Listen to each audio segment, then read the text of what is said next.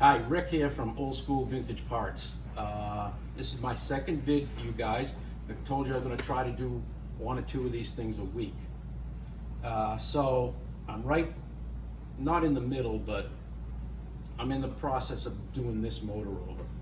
Not that I really want to do it this time of the year, because we still have 2 or 3 months of riding. I'd rather be out there doing that, but I need to get on this job, and so I started doing it. I did a rough blast on this in the water blaster, and I wanted to fit it up to my new motor stand. A friend of mine built for me, DiSorbo, and I'll link his site, so you guys, if you're interested in it, you can see it too.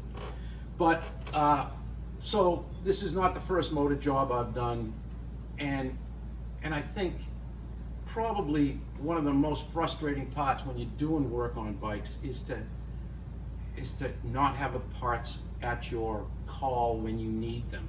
So the planning out of when you're going to build a motor, you got to try to get all the stuff so that you can continue the project.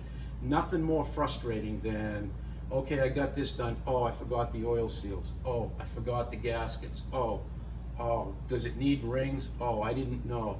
If you can break the thing apart, like you're doing a bottom end, if you're doing a top end, think ahead of what you're going to need. Get the stuff in-house so that you're ready to rock and roll with it. I know before we started the company, I'd be out there getting parts from one place or another place, and everything got kind of chopped up. So I've just put a few things out here so that you guys can see what we have here at Old School Vintage. And then when I went to put the motor back together, it was pretty frustrating. I didn't think about the hardware. Just like gaskets and cam chains and pistons, all that stuff's important.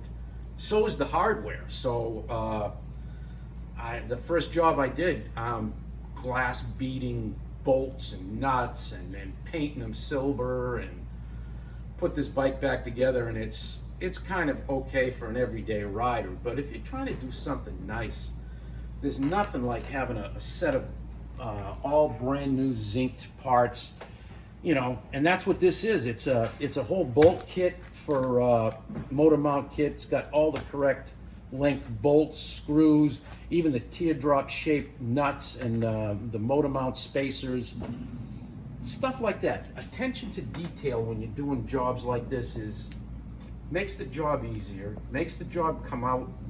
It's just a nicer thing, and that's what you want to get when after you put a lot of time into this thing. You know, you're passionate about what we do, what we ride. It should look good. So that's why I made this video, so you can understand why you do this stuff, and I don't know, just get it. Think about stuff. Thinking about the thing before you do it is more important than whether you've got this gasket or that gasket. As long as you got all the gaskets you're going to need, all the nuts and bolts you're going to need, all the stuff to do the particular job that you're doing. So that's this video.